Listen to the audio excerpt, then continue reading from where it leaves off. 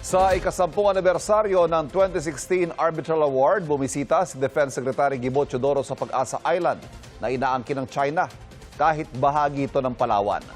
Binigyan din ni Teodoro na dapat malinaw at wala ng debate sa mga Pilipino na Pilipinas ang may karapatan sa West Philippine Sea.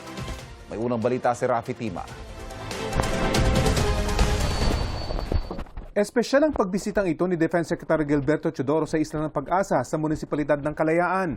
Lalo na ang pag-awit ng lupang hinirang kasama ang mga sibilyang nakatira sa isla at mga tropa ng gobyerno na nagbabantay sa teritoryong ito ng bansa.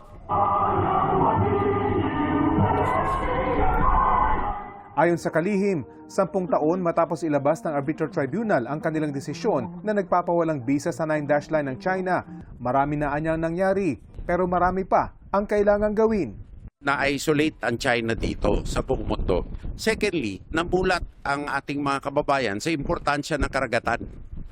And yung importansya ng karagatan, hindi lang sa ngayon, lalo-lalo na sa mga future generations of Filipinos.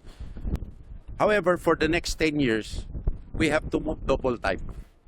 Kasi mas mabilis yung gustong manira ng ating hold sa ating teritoryo at sa sovereign rights natin.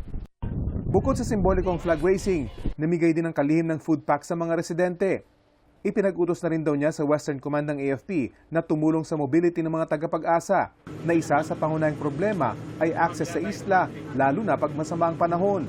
Bago nga muling makalipad ang eroplanong sinakyan ng kalihim, binayog ng matinding ulan at hangin ng isla.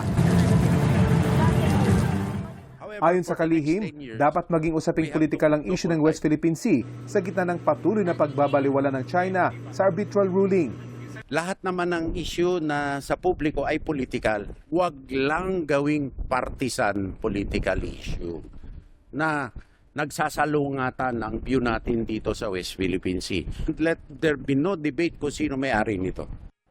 Sa gitna naman ng kagustuhang gawin ng normal ang pamumuhay sa isla, hindi nakaligtas sa kalihim ang nabalitaang pag-usbong ng pag-iibigan sa pagitan ng isang Air Force personnel at isang guro na na-assign sa Pag-asa. Biro ng kalihim, dapat sa isla na sila magsimula ng kanilang pamilya.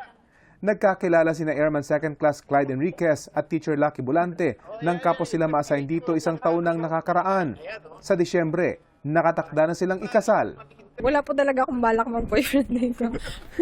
Kaya lang, Opo, makulit. Pag-asa talaga nagbibigay ng kalayan sa atin. Kalayan magmahal. Ito ang unang balita. Rafi Tima, GMA News.